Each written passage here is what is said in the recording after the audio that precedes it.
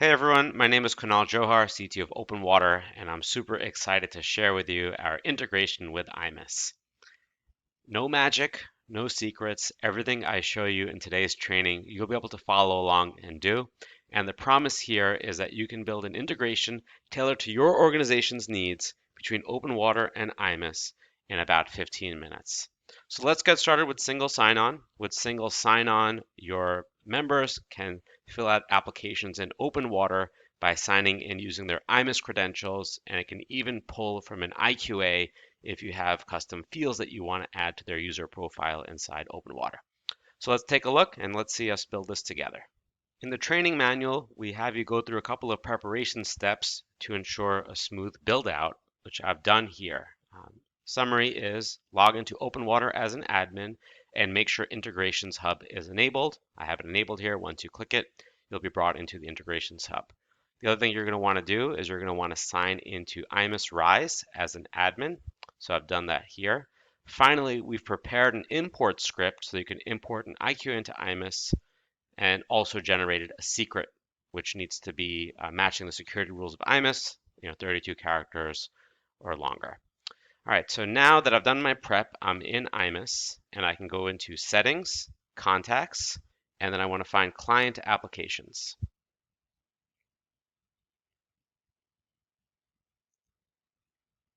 I would then want to click on Add Client Application, and then using my preparation, I could take my client ID, I could take my client secret. For the refresh token, I want to enter 60. And then for login redirect URL, I want to toggle back to Integrations Hub, go to the single sign-on, create a new single sign-on, choose iMIS OAuth. If you're using an older version of iMIS, we do have directions on how to use the old web services. Once I'm here, you'll see it's generated a connector. I want to copy that process URL and I want to paste it into the client applications. Give it a second to save. Great. Next up, we want to create some website content pages. So I'll go to Rise, Page Builder, Manage Content, and my recommendation would be to create a folder called OpenWater. Go ahead and save that. And then once I'm inside the folder I created, I'm going to create two pieces of content.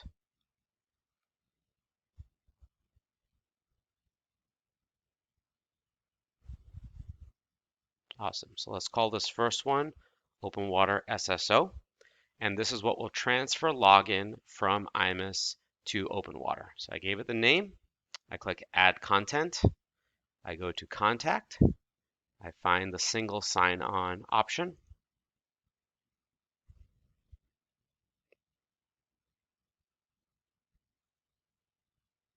And I can configure it for what I just created here. I then want to go into Properties, and Content requires users to log in. I can save and publish it. Then I want to create another piece of content. Let's call this OpenWater login page. I may want to give it a layout.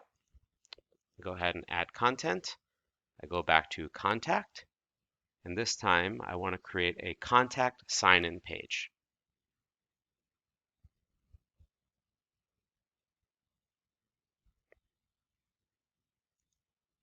You can, of course, set the properties any way you want, but this is what people will be using to sign in. Once I've created this page, I want to head over to the redirect rules, and I want to redirect when the user is authenticated, and I want to redirect them to that single sign-on page we had just created. Okay, I'm going to go ahead and save this and publish it. Then I'm going to double-click on this login page. I'm going to want to copy this URL that it's generated. I'm going to go ahead and I'm going to paste it into my prep sheet. We're going to use this momentarily. Finally, I want to add our IQA. This IQA will be used by the sign-in process so that when someone logs in, we can pull basic information such as their name and email. But if you have additional fields you want to pull in the single sign-on, you can also do so through an IQA. So in the training, we've given you an import script you can use. So go to the IQA, click on Import, and you'll see this Get Party by IQA. So if you want to replace the destination you can. I'm just going to go ahead and place it into this demo OpenWater folder.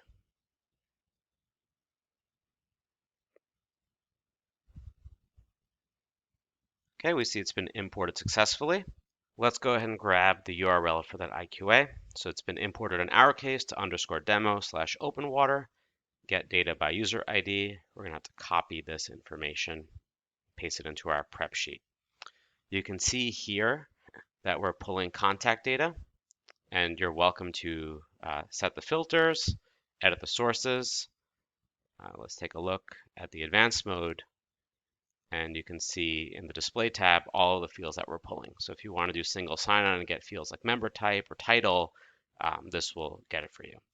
So once you have the prep sheet filled out, let's head back into Integrations Hub and finish the connection. So we're back in Integrations Hub, and where we left off here is we copied the process URL, copied it over to iMIS. Now we want to complete the connection here. So you can give the integration a name. For login URL, it's going to be what you copied over in the previous step and saved in your prep sheet. Once again, this is the page that you put the sign-in widget for. Let's go ahead and paste that here. Then we want to create some credentials. Give the credentials any name you want. For the service base URL, it's going to be the root of the iMIS URL. The training explains how you can get that, but in our case, it's just the base URL here. The client ID we put together. The client secret we also put together. Then you want to enter in your iMIS credentials, your iMIS username, and your iMIS password. And then for the query path, we had created that get information by user ID. So go ahead and put your password in here and then press add. Great, you see here I've added my credentials. I'll go ahead and press save.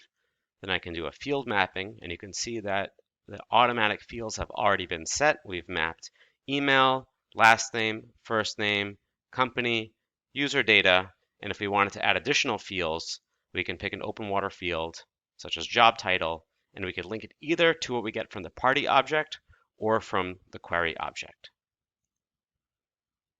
Great, as a final step, we now want to complete the configuration with OpenWater, so we can publish the connector.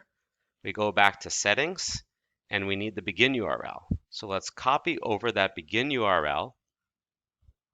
Now in OpenWater, we want to go to System Settings, Login Configuration, use third-party corporate authentication, JSON Web Token, paste in the begin URL.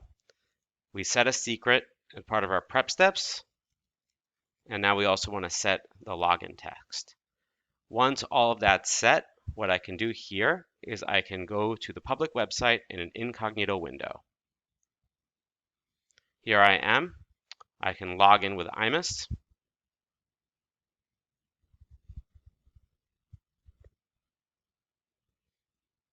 You see that sign-in widget.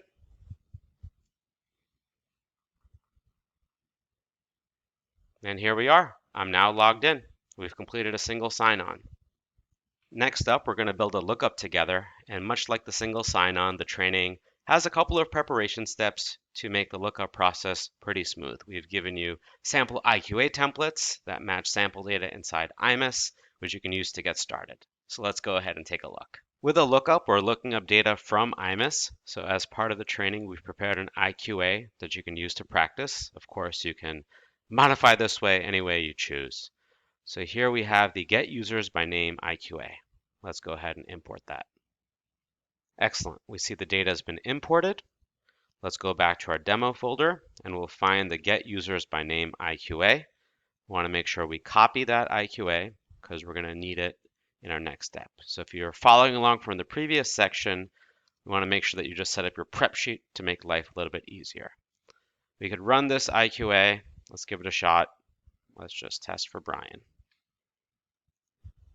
There we go. We see the IQA can search information, and hopefully, if all works well, I can search by name and populate information into OpenWater. Next, in OpenWater, we prepared a sample template you could use for training. So click on Add Program, type in Integration Hub, click on Install, and go ahead and let it install. Just take about a minute. Once it's installed, you're going to want to do the preparation steps to make sure that the program is accessible so that you can submit test entries. And then just to share with you what's going on, let's take a look. Here's the sample form it's generated. And you can see here we have just a couple of fields that we'll be using. So the goal here is that we can make this field, as we type in something to search, populate the result value and result table. So if you're not familiar with OpenWater, here is our form builder.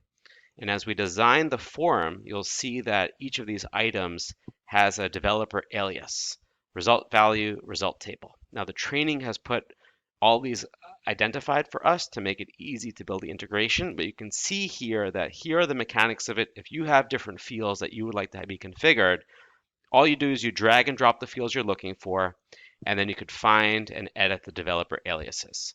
So let's go back to the Integrations Hub and see what it's like to make this search field here populate these fields over here. All right, I'm back in the Integrations Hub. I have my prep sheet. I'm going to go over to Lookup, create a new lookup, create an iMIS lookup. Let's give it a name, lookup by name. I'm going to enter my iMIS credentials. So this is following the steps that we had before. The service URL is that beginning part of the login page. You should have your client ID and client secret from before.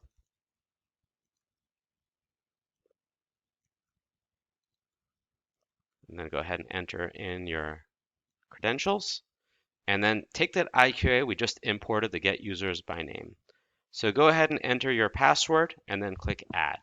Once you've pressed save, you may notice that the fields from the IQA will auto-populate. So here you can enter in how you want the information to be displayed. So in our case, I want to show the first name of the person, the last name of the person, and their email address. Maybe I put their email address in a parentheses. And then I want to autocomplete from an ID. Let me go ahead and save it. I'll go to the prefill, and I want to add two prefill items. The first one will be that search results value, which will not have any table. The search results value, let's say I want it to be the person's ID. Then I also want to pre-populate the results table, and that'll be 3 fields. And those fields are going to be first name, last name, and email. And then I can pick and choose first name, last name, email. I can save it. I can also test. So let me go ahead and search for Brian. Now it's pulling in IQA, and it's showing me all the information it's found and the mapping. Great. So what I need now is I need the prefill URL. So I'm going to go ahead and copy that. And I need the autocomplete URL.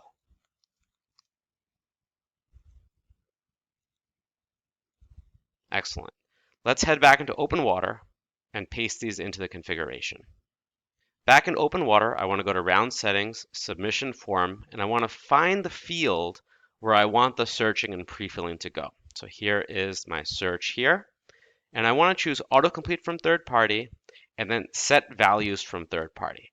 And you can see here it prompts me for my autocomplete URL. So let me go ahead and grab that. And it's also prompting me for the prefill URL. Let me go ahead and grab that.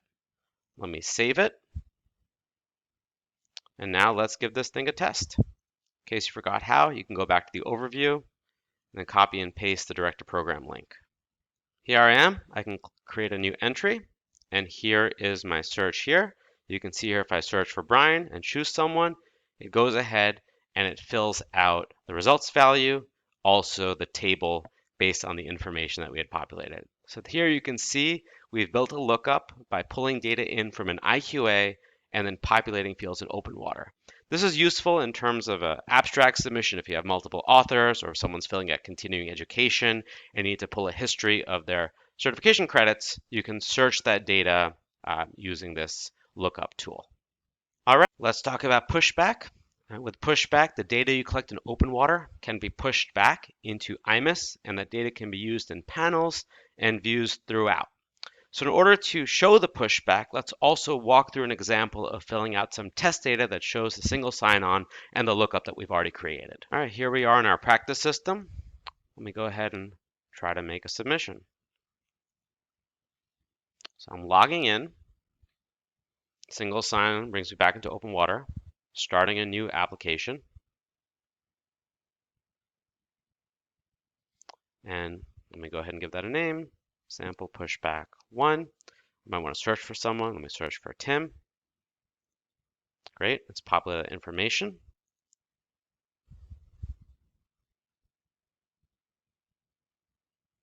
We just see some additional information, example field 1, and then we'll give it value 2. Let me go ahead and save that submission.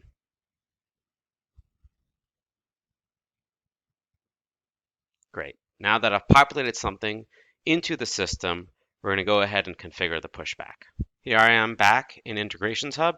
I can choose Pushback, create a new pushback, choose iMIS. Let's give it a name, sample pushback. I can choose what I want to push back. In my case, it'll be completed information.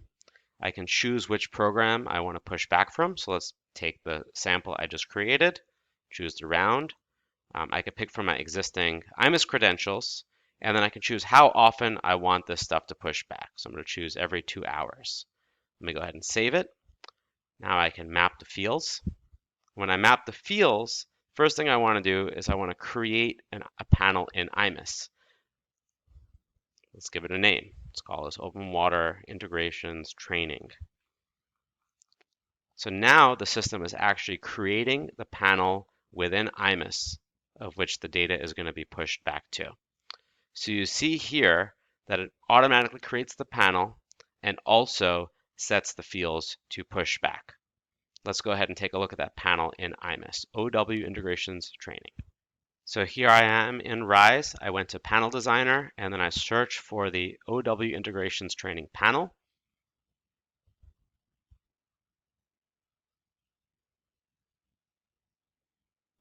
You can see here it's created a multi-instance panel, and it's also created all of the default fields that we're interested in pushing back. And also easily add additional fields here. So let's take a look at that. Here is the OpenWater Integrations Training object that's created. And let's say I want to push back an example field. It's a text field. Let's go ahead and add that field. And then I can drag it, drop it in here, and then I can save and exit the panel. Let it save. Then we'll head back into the Integrations Hub.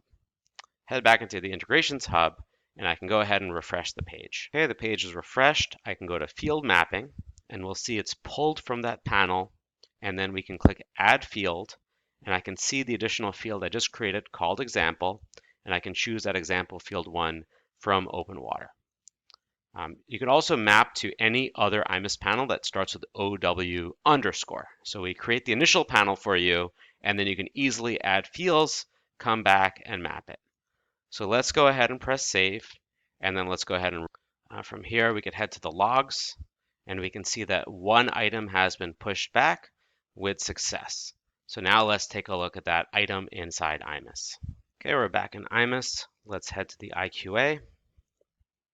And we'll create it in the same demo folder we've been using before. So I'll create a new query, sample data. I'll go to sources.